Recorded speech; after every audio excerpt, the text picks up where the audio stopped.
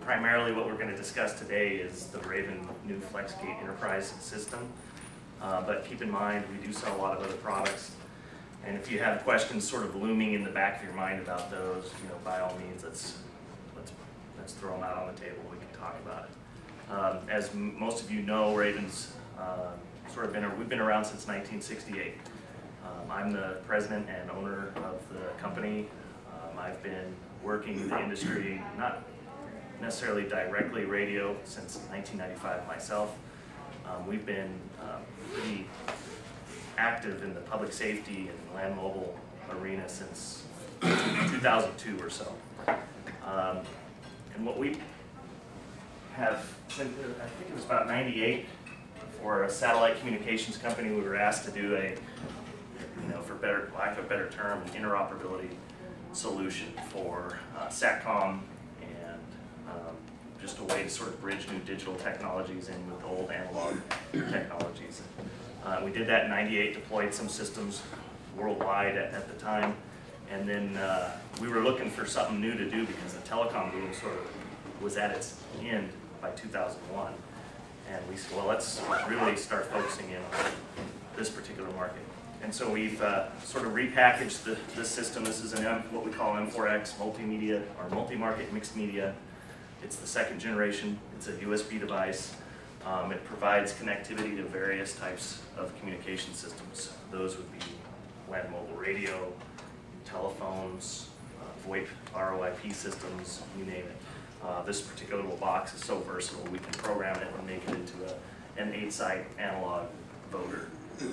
In fact, Bob has been working with Raven. He's actually on my board of directors as well. So he's got a lot of experience in the voter world coming from Raytheon. And I think he would agree it's a different type of voter than the SNV, but it's extraordinarily flexible. And that's kind of what led us into this new FlexGate world.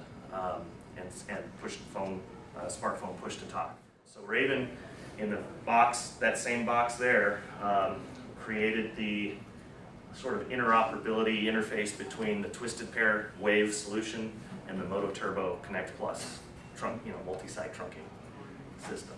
And then we shipped that, I think, right around December 18th was last year is when that started going, and then 3 weeks later, TPS calls and says, hey, thanks, we just got purchased by Motorola. So that kind of left us in a bit of a lurch, like, uh-oh, we'd already been developing the NextEdge interface, and now we're thinking, what are we gonna do? We've kind of lost our push-to-talk provider. So Bob calls me and he says, hey, Brett, I got this, he'd been working with Twisted Pair as well, and he said, I found another push-to-talk provider. And I'm like, well, who is it? Because I thought I knew all of them. I'm sure other people did. And we came across, he kind of let me in on the big secret out there. There's a company called SLA Corporation, small group of smart engineer types that had created an enterprise push-to-talk solution. And they were kind of doing the traditional thing where they were deploying Raytheon gateways or what have you to sort of do the interop or bring that push-to-talk into land mobile radio.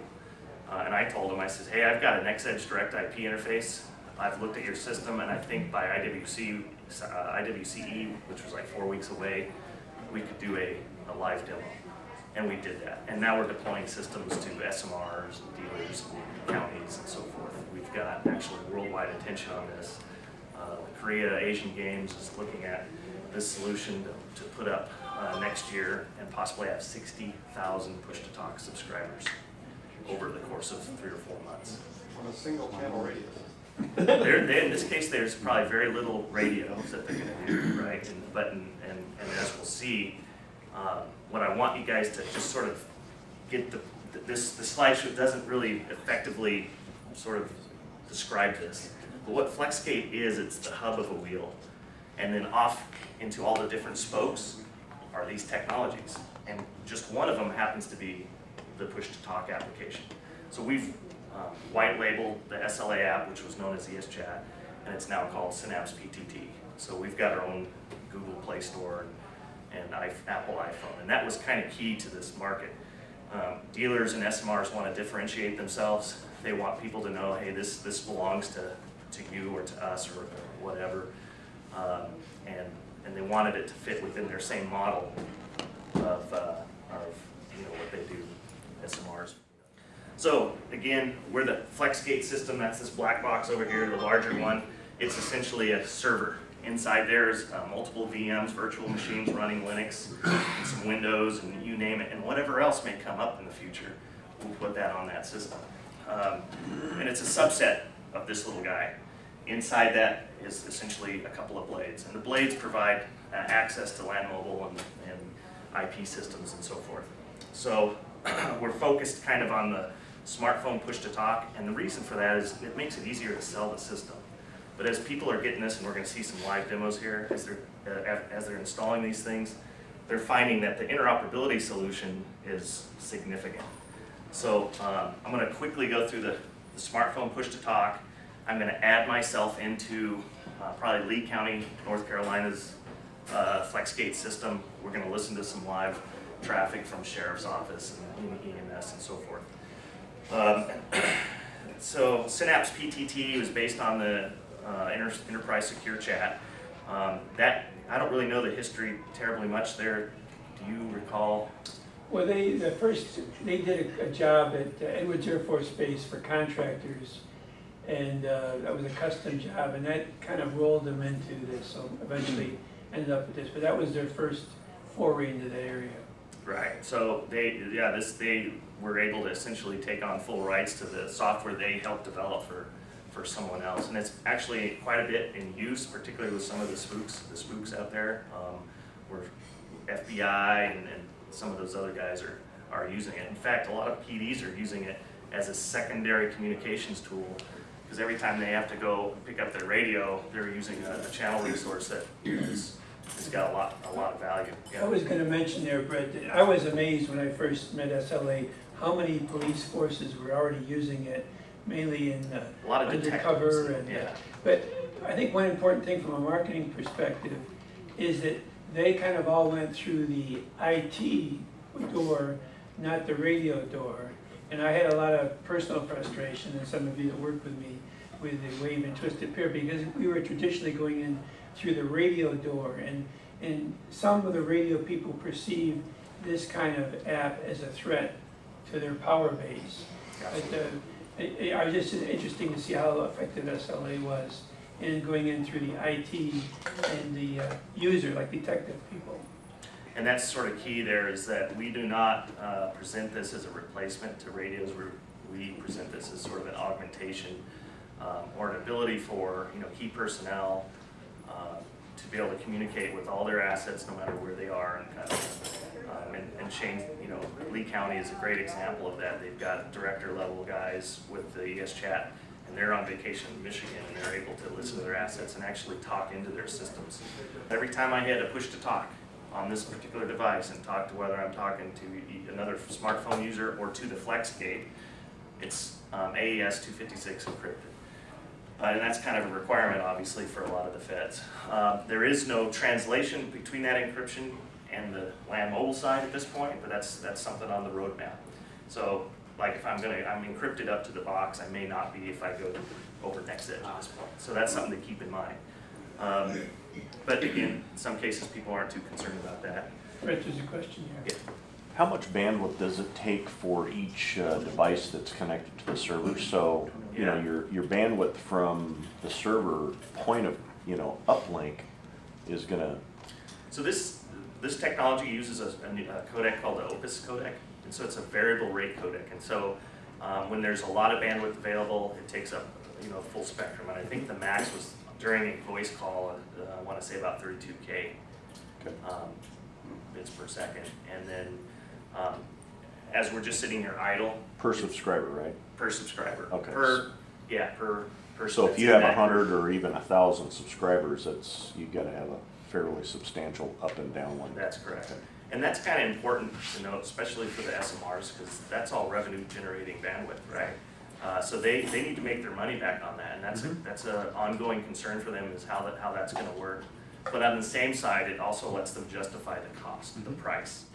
Now in volume, even the SMR has the ability to get down below the per user cost that's even published on their site, so that it requires a little bit of volume. It's something to keep in mind for every subscriber under the what we call the cloud-based, subscription-based model. Every subscriber is 7% to you guys. And then there's tiered levels of pricing for the dealers and SMR. And our particular objective is we're not going to the end users. We're not going to spend any time there unless they come to us. From our perspective, we're going to MRs as a primary. That's number one. And then we're asking you guys to reach out to the SMRs and the dealers and so forth. So right now, one of the key features of the M4X or the FlexGate again is that we build interfaces. The software platform that's been developed on there is extraordinarily modular. So when we want to create a new interface, we don't have to race the board and start from scratch. We just add a new little module. We're creating, and we're going to go through some of those. We're creating a number of interfaces right now, and they go very quickly in development. So if I'm a end user and I have the enterprise version, the SMR, the police department, but I want to give my wife a phone. Yes. Okay, can she download the ES chat, the basic version, and can I talk to her but also be connected to that? Or can we keep it completely separate so that way the SMR always has value? Absolutely. So like if Raven was hosting our own server, I can create sub-departments all day long, and I'm going to show you that with an SMR. Okay. And so we buy the licenses for the smartphone in blocks of 25. So and that's sort of just that was sort of the negotiation point for us to kind of get the ability to load all the server components on our box. We're the first people that are able to do that for ES Chat. So we pay the licensing up front for ES Chat on a yearly, annual basis for the subscription model.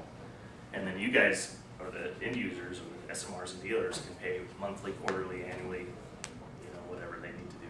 So we try to keep that flexible. And so they'll have extra licenses, and they definitely are throwing in some family members and kind of having their own little groups and so forth. Right. So we have released the NextEdge direct IP interface, and we're going to be releasing many more as time goes on.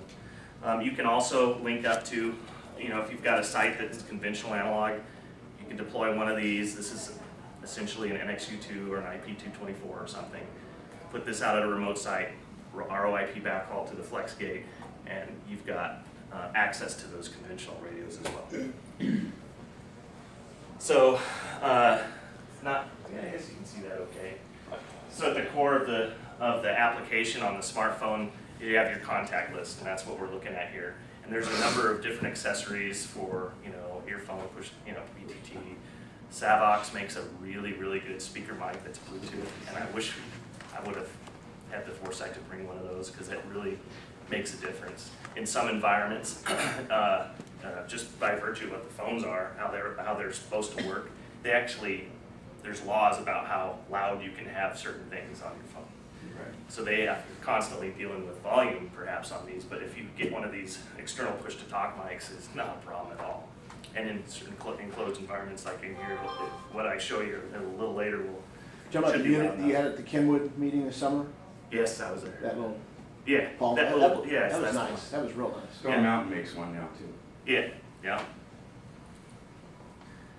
So multi-use, we're seeing people use it, tactical field operations, they're using it just for monitoring, they're using it for director level, they're going out of town or whatever, and they may need access to their system. Mobile workforce, I think AMR, their primary system right now is smartphone push-to-talk, their backup is radio, and that's American Medical Response. There's a number of others. So again, it's an enterprise product. So there's management tools built in. Raven, by default in the subscription model, we offer, and most people accept it, basically 24/7 monitoring. We're checking the health of the system on a daily basis. We're doing online backup of databases, and all this happens under the hood. We don't have to bother the end user, the customer. And you're hosting the server that controls all that? No, they have the ability to host their own server, but we can reach into these devices if they give us access. And so far, 100% of people want that. They like to put it up, and all they're doing is adding and removing users, or putting assets into groups in the smartphone or whatever, and we'll see that. So we talked a little bit about the AES encrypted secure push-to-talk group. There's a messaging, see, there's a fancy little text messenger in here. We'll look at some of those screens. There is a PC dispatch for the client, but Raven's actually building our own. There's going to be basically a console dispatch interface to this system, hopefully in the next few months. Korea wants that by the 30th of November, but they're not getting it. Presence, that's kind of a cool deal. I know if your phone is on. I think it was Alex mentioning, hey, my guys, I go and I'm going to do a demo and I look and it shows everybody's offline. Well, if they're offline, I can't talk to them. But you can see that before you hit the push to talk. Barge and alert calling, what that basically means is who's got the floor. If I've got a higher priority than the other guy, I can break into those conversations. And so people are using that. They're starting to understand how that works. Late join, if I go into a group call and I missed it because my phone was off, they may call me and then say, hey, you got to get into this push to talk group, and I can actually join into that group after the fact. We talked about overrides, and then of course the LAN mobile public safety interfaces, which I'm going to get into. Yeah. Speaking of late join, and it's all encrypted, but do you have the ability to record or save histories in the server, or is it always in the app? Yeah, there's, and I haven't had to deal with this yet. I'm not sure exactly how to yet, but there's some potential of wiretap requirements, things like that, if the FBI subpoenas such a thing. And those tools do exist down in the server level for those that might need it. But even, if you're using this with the police department and they want a logging recorder, we have to sell them a blade and they can interface it in. Yeah, or just any port on there, we can go. Right, well, that's what I mean. So one of the interfaces is a voice logging interface. We did a voice logging interface for for NextEdge already, and that's being included in here. And it provides call metadata to the voice logger. That's with Eventide, and we did it also with. Alex, I was going to mention that, to my knowledge, of course, they have logging recorders on every radio channel already by statutory law. But to my knowledge, there's no requirement for the offline unit-to-unit calls, and that's one of the reasons the public safety people really like it, because they can talk as they want to offline without going over the radio. Interesting. Okay. So here's some examples of the Android screens. What we see is, by default, it comes up on your contact list. This shows all of your people in the group, and it may or may not show radio resources. You have a choice as the person setting up these accounts. You have complete control over who sees what asset, or who's in whose contact list, or whatever. And you can disable a guy on the fly, and that's kind of the big differentiator between a lot of the other push-to-talks out there. You're not deploying boxes everywhere and then having it touch the smartphone service. It's one box, and it's all completely managed at one location over IP, 100%. This is the group list, and that's traditionally where we're putting in all the radio systems, and because they're all going to be talk groups to some degree. Yeah, we can do some individual calling, but nobody's really finding a need for that, as far as private calls and so forth into the radio system, although it's capable of doing that. The text messaging screen, it's a multimedia as well, so I can attach pictures and so forth. Can't attach videos yet, but pictures for sure, send them on. Here's a messaging list of all the messages you've received. Most people aren't using the messaging feature, I've noticed so far. And then the location and presence. You go to the map tab and you have a full list of all the people and where all your assets, who's in call, who's in do not disturb, for example, that kind of thing. Can you click on the individual in Yes. that and PTT them individually? Absolutely, and you see them when they're talking and all that. You can also enable in this particular version something called breadcrumb tracking. So if you've got a fleet type of system, you can actually track how fast your assets were moving and if anybody's went over a threshold and so forth. Again, people are like, hey, that's intriguing, but we haven't sort of gained the intelligence enough to actually implement that. But it's all in there. That uses the phone GPS for the. Yeah. And Can the user turn that off, or is it gonna It's- automatically turn it on with the app? Yeah, so by default, the system can provision it so it's not, you cannot turn it off. And, you know, there's also management tools for if you've got a whole slew of your own smartphones that belong to you, you can disable it there as well, but it is disabled. Or you could turn off the phone, take out the battery. Exactly. Right. Yeah. Here's the iPhone screens. Nobody likes iPhone, so I'll just pass through these real fast. Yeah, it's the same concept, just a different color for the most part. What's the, if you're gonna search for the app, what are you searching for? On the Google, On the iOS, SynapsePTT. Can they do a black version of that? I see the white version for public safety as being totally obnoxious. It is pretty bright. It's iPhones and Right, well, I mean, you may, if you're doing enterprise, you may want to design it around a darker. black Raven screen, right? yeah. One of the actual group options is something called surveillance. I don't know if on the iPhone how that works. I know it darkens the screen, things like that. So it's pretty interesting. But I would agree. Certainly, Bob and I will take that back to those guys. But so those are the other screens, and then same thing. Same idea. All right, and then of course, that's what it looks like on the iPad. It's very similar on the, like a Galaxy S. Is there any limit to the number of talk groups you can create or the number of members on each talk group? Yeah, it's a significant number. I have that data for it, I'll get you, but it's like thousands. Yeah. Can we feed an XD and GPS data into this? Eventually, that's in the works. Okay. 3,000. Here's the breadcrumb tracking, Vegas, right? No. the different tracking modes, receive signal strength, go on. Orange County, where I used to live. And getting back to that question about talk groups, but you might want to touch on talk paths versus talk groups. Yeah, so a talk group is essentially a logical asset that defines Irvine. a group of people all listening in a group together. And then a talk path is how many connections is it going to take to make that happen. So when I do a push to talk, and let's just say we're in our enclosed push to talk only network, not dealing with any radio assets, there may be a number of talk paths that are going to be initiated out of the system to make that happen. So if I've got if that thing's doing some interoperability between NextEdge and conventional and P25 and all that, that guy could be initiating a lot of outbound calls over your network, which each one of those, even though it's one call and I'm interoperating between conventional analog and the NextEdge and all that, it's a lot of individual talk paths. Is that what you're getting at? Actually, more about the, like in the trunking system, the limit of simultaneous. So that's kind of a key. When we build out the system, we need to kind of know how many RF channels are associated, how many frequencies do you have loaded into your trunk system. That kind of helps us build the size of that, because this thing's doing vocoding for all the DMR, DPMR and so forth. It's doing all the vocoding for the DVSI vocoder, the AMB. So we need to kind of know how many simultaneous calls into those systems are your users going to be making. And this can do hundreds if we need to. By default, in the 2 rack spaces, I can do 96.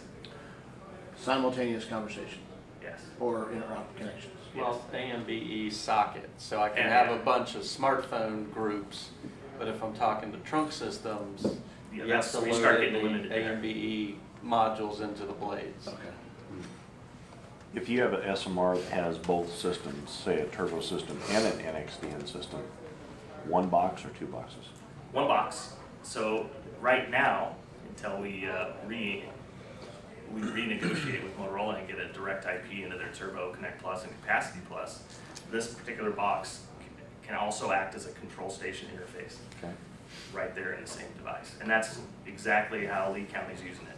So we can do a turbo interface, but we're doing it through a Through donor radio versus an IP Exactly. interface. Okay. Yeah, so it doesn't matter, we're totally agnostic when it comes to the Right radios. now, as far as that goes, it's analog audio on the output except for NXD and trunking. And I'll show you how that's set up here in a few minutes. Eventually, hopefully they'll do P25 IP so we can do the DFSI or Correct. CSSI. Nice. Eventually, maybe, hopefully. Gives any options. So the integration with LMR, there you go, perfect segue. Direct IP interface right now exists and is in use for NextEdge, Kenwood NextEdge strong systems. We don't have a direct IP conventional, but that's kind of in the works. We're kind of going where the big systems are, That's obviously. the one that Yeah. I need right now. You need that right now? Yeah. Anytime yesterday is fine. Yeah. Okay, good. We'll be on it. Text Johnny back home. We didn't get him on that. LMR gateways. This includes the gateway. I mean, if I can pull this out. This has the assets for digital vocoding as well as radio interfacing all in the same blade. And I can put multiple blades in that box, and then I can link it to a cascaded box and have many more. I can have hundreds of channels if I need to. Can you pass that around? Yeah. Start over there. That's just the standard Don't copy. blade. That's the standard blade. It's what you're seeing there is the same thing as what's inside of here. Okay. I can also deploy these remotely, link back to IP on that. So now I have a distributed architecture, because not all your repeaters and control stations are going to be in one side. In fact, you may not even be under the RF coverage in one side. You need to remote it out there. So it's Legos for engineers is what this is. Future updates is Hytera DMR. It's already available. We have a tier 2 DMR interface, direct IP, tested, and hopefully deploying here any day. We're looking at IDAS, been talking to those guys a little bit. They've actually been on some demos. So we just need to reach back out and see where they want to go next. Tetra, we'll be just having some discussions on that, I think, in the next couple of days as well. And then P25 down the road. But so far, everybody's pretty happy with P25 as on using control stations, because usually it's just one link into the system. But we'll see how that goes. And then, of course, all of our ROIP products are fully integrated into this. And so FlexGate Enterprise is all of these things put together. I'll just skip that slide, it's the same. So what is it? Again, it's a server. It's an enterprise server. It runs multiple virtual machines. It's got a little bit of Linux in there, a little bit of Windows, and all that kind of thing. There's a number of management tools that we have access to, that we can provide the end user access to. But as far as controlling their assets and who gets to talk to whom, the end user has full control over that. If they own the box. If they own the box. So interface types that exist today, and I think there's more, but local radio. This is donor radio type radio ports that are right off the box. You can also externalize them. Hytera DMR Tier 2. The smartphone, NextEdge trunking interface. There's a VoIP RTP interface. There's a voice logging. The SynapsePTT again is the smartphone interface. You can also do tone-controlled consoles, so Yes. if you want to have a dispatch console tied directly in, just plug it into a port and you have Correct. controlled basic or consoles. So other ones that are being worked on as we speak is a SIP interface. Now, when you start talking about, call control where somebody picks up a Cisco SIP phone and they have to dial a number, the workflow is very different from a radio, right? So the way that one's going to work is they're going to dial into the box, and then they'll actually have access to their radio resources then, and use like pound keying and so on. Tier 3 DMR, that's the trunking, so that's coming up. Hopefully getting started on that in the next few weeks. SpectraLink push to talk. SpectraLink provides thousands of products, and one of their products is a little push to talk phone that's also a SIP phone. So we're integrating with some of that. That's the Randolph Hospital. ClearCom, they have some Linux-based conferencing applications that we're going to be integrating into this box here pretty soon. We're also working on our own little dispatch console. So the dispatch is right now, our code name for it is HQI, for lack of a better term. It's the headquarters interface. And it's just going to provide a more traditional dispatch type user interface that's going to be networked. So you basically are your externalized computer on an IP connection. Dana, this is kind of what you've been asking for years. So What I'm asking for is even what you want is even simpler, right? So voice logger for Eventide. We've already done it once. There's a lot of opportunity, especially in South America, for some voice logging with NextEdge. Tetra, and then also an analog telephone concept. You talked to ICOM about interfacing with their IP100, IP phone? Not IP specifically. radio? Not yet. We've talked a lot to ICOM, but you know how that goes. Yeah. How many different the Ambi2 chips are you putting in there? Is it one for each technology, or is it? No, so one chip handles 99 codecs. So based on the radio type, which you basically put into your system when you're setting it up, the system knows how to pick the right vocoder.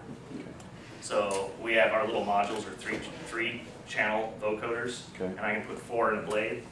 In that box, I can have 3 blades. And then I can add another box that has 8 more blades, and I can add another box that has 8 more blades. So we've got extraordinary scalability there. Okay. Here's an interoperability diagram. What you do. So, and then actually we set this up for a customer, we have Johnson. We had a FlexGate box just like that over here, and went through a control station over IP. We hooked into their P25 network, and they were literally in 10 minutes able to create a talk group between smartphone users and P25 assets. And they were blown away. To me, it was just like type a few things. How easy was that? Sure. You didn't have to stand up racks of servers and distribute them in different databases here and all that. It's all right there in the little box. So basically, you can theoretically do what, like an ACO, Yeah, we're compared to the ACU all the time, constantly. Yeah, this is the ACU. I was going to add, you're having a bit of experience with an ACU, that the one thing that this will be able to do is go protocol to protocol without any coming down to audio. Never dealt with the ACU before. I just put on my license plate for the heck of it. Yeah. So how do people buy this particular system? That's kind of the trick, right? How do you close on this sucker? And what we're sort of offering is just get an SMR or a dealer. Hey Mars, welcome. You can come in if you like. Get an SMR or a dealer to be interested, and we'll give them that box, and they can try it for 30, 60 days. Once it starts paying for itself, no problem. The other way is we have our own hosted cloud. If all they care about, we can give them these little boxes that tie in through donor radios, and then they can go into I think almost everybody in here has this Synapse or ES chat on their phone right now. That's our cloud, so we have host our own server. So there's a lot of ways, and basically, demos sell the product. But we have a couple ways. One is they can purchase it in the cloud. They would use our hosted servers and so forth, and then we deploy these little gateways everywhere and so on. That's okay, but it sort of removes the tangibility from it. People start wondering, what am I paying for here? But the other one is buy the appliance, if you will, the enterprise system. Now they own it, and they can buy that on a subscription base, which includes, the subscription based is an annual fee basically for the smartphone licenses. You pay as time goes on, as we add interfaces. Those interfaces are going to cost money. So for example, the dispatch console, you get a little license key that says the customer purchased 25 seats, and that price, I don't know what the price is, but let's just say it's a $199 dealer price or list price or whatever. So you'll have an ability to sell different interface types, smartphones. Some people aren't really they don't care about the smartphone, but they want access to the interoperability features. Some things are free. But with that, if you own that, especially on a subscription base, you're getting free upgrades all the time, and backup and all that kind of thing. So, and that one's self-hosted. They put it on their system somewhere on their network, and they can communicate to their different assets. So in the cloud, that's sort of what it looks like. We've got our smartphone users over here, the internet, Big I internet. They're talking through that over either Wi-Fi or LTE to one of our little blades into their radio control station, their radio resources. That app that runs on your phone, does it eventually go dark once your phone shuts down? Or? No, it's always running unless you explicitly turn it off. Okay. This is the enterprise. So an enterprise solution just basically gives absolute control over all of your assets. You can, yes. What does the blade cost? So the list price for this blade is roughly $3,000. And it can be configured in a number of ways. So if you wanted a voter, for example, It's about $3K plus $1,200 for the voting license, which is firmware. So figure that's about right. I think it's important to note that that blade though is more than one channel. I mentioned about the mini. So we've got a mini blade, which is the same electronics, only hacked off, and it's just 2 ports, 2 channels. And I can put different modules in that mini blade. I can put our VoIP module in there, and that becomes literally a drop-in insert replacement to the NXU2. Or I can put the full blade. Now I've got 4 modules. I can have 8 channels, one of those being perhaps VoIP, and now I have 7 radio ROIP backhaul defined. Super flexible. It's a little less. What's the cost of the mini? Mini's about $850. It's kind of our loss leader, so you don't spend a lot, but it's intended to compete with Bob's old NXU2, right? So it's about $850 list, I think, somewhere in there. I may be off. Am I off? A little bit off. What was I? 1,200 list? Yeah. Yeah. Okay. Well, caught me again. The dealer price is about $850. And that's with the voter license? Voter license is 1,200. You wouldn't put a voter license on any. Sure, people do. We've got a lot of little 2-site receive-only voters out there. Absolutely. In fact, How do you do 2 ports on a mini though? So, Because you've got. I got 2 receive paths and 2 If you're transmit not doing paths. both. I can make those 2 receive paths okay, do whatever so I want. off the same port. Oh, cool. Yeah. Okay. So that's pretty handy. I mean, Michigan had bought 200 plus of those at one point. So you could actually take and put 2 channels at one site, 2 receive channels at one site, you know, Okay. one's at this site, one's at this site, and have a common. Exactly, cascade, So right? if So- you're not doing transmit, read, broadcast, you're just doing receive, voting, Yeah, it's- on an 8-port blade, you could actually have, what, 15 receive paths and 1 transmit? Only have 8 receive paths Right. total. Oh, 8, okay, oh, I see, okay. So yeah, I can split an But I could 8-channel do- but I blade could into do- 2 totally different voters Okay, if I I didn't want. realize that, so an 8-port would not just be a 1-port transmit and 7-port receive, it can be 8-port receive. Absolutely. Okay. Yeah, any combination. Create different what we call vote groups. And it's all done over the What Brett, excuse me, what Brett just mentioned about the multiple channels in one board or one chassis is really important because one of the big cost drivers with the Raytheon SNV12 is the physical hardware. You've got 1 channel per rack. So this is really very cost effective. Yeah.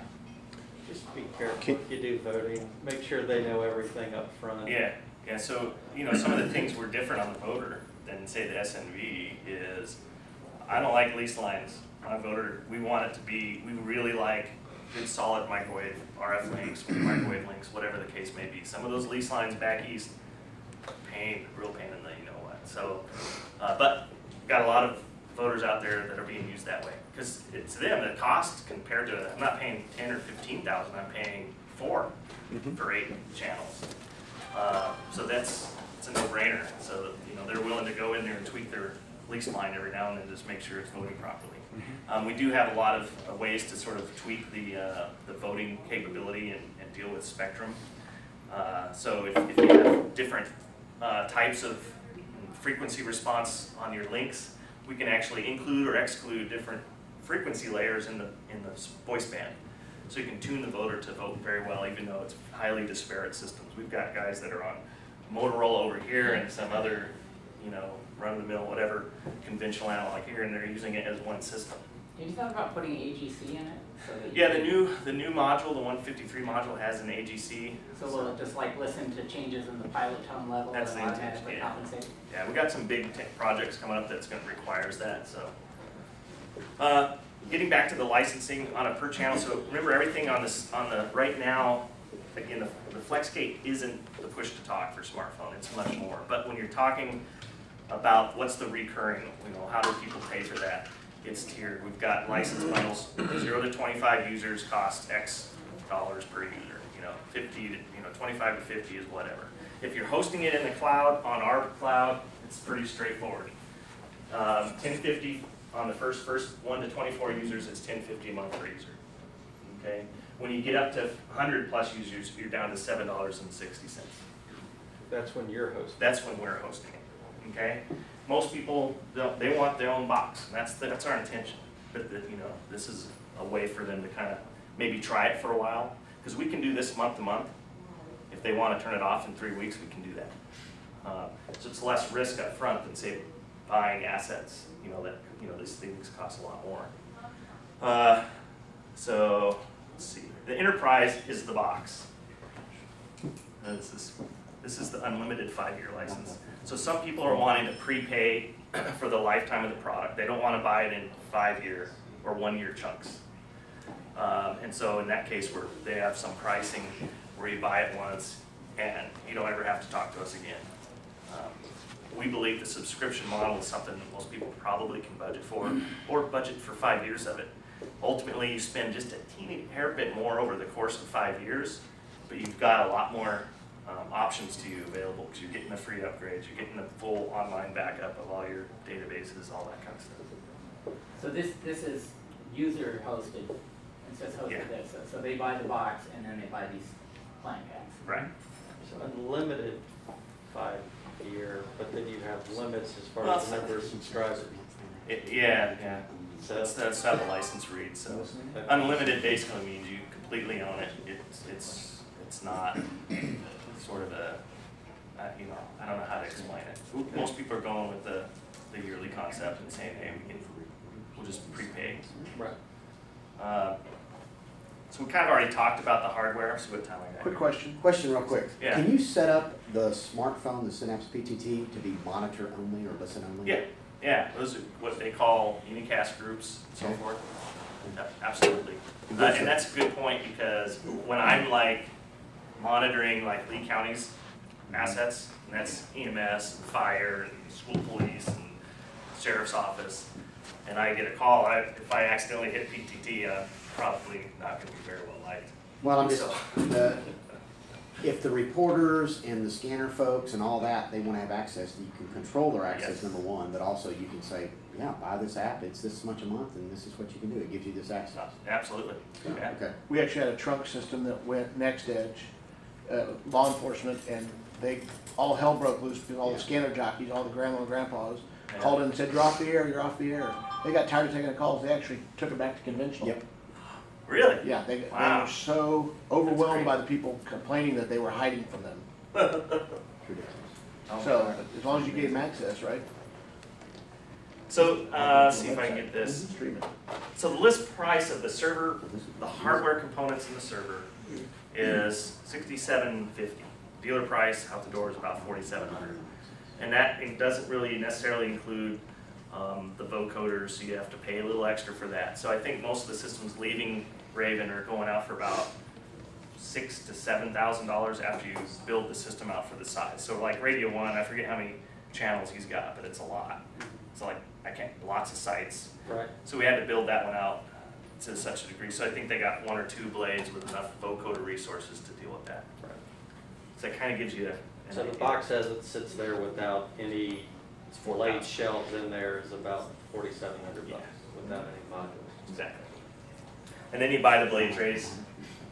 So and it's convoluted, but all you got to do is call Kathy or John, and they can build these systems out for you. And really, it boils down to if you're a digital system, how many simultaneous talk paths are you going to be required to handle?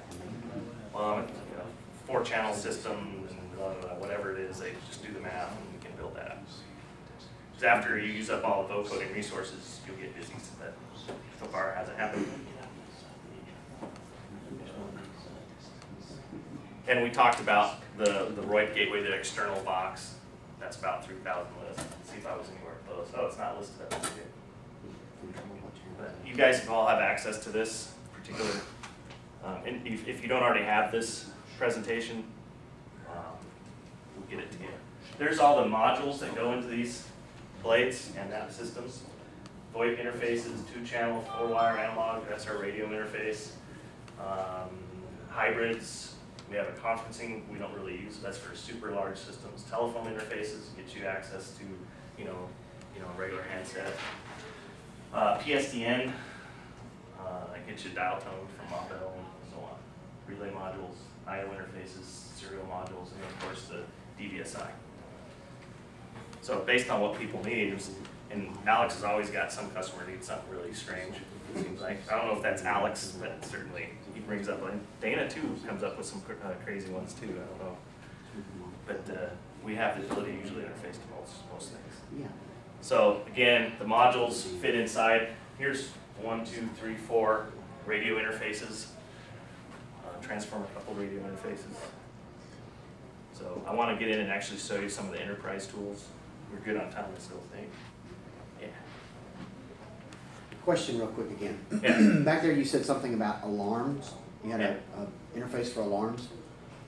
Has this been thought about, or has anybody done it for like a silent alarm like a bank or any store or Yeah. anything? If you're a subscriber on this system, you can just use your smartphone for a silent alarm and it hits. So And it those are- automatically knows your location, it automatically knows. Yeah, nobody's actually thought of doing it specifically that way, but the Okay. capability's there. So Okay. traditionally, Raven's more been kind of an engineering shop. Right. We wait for somebody to say, hey, we need to solve a problem.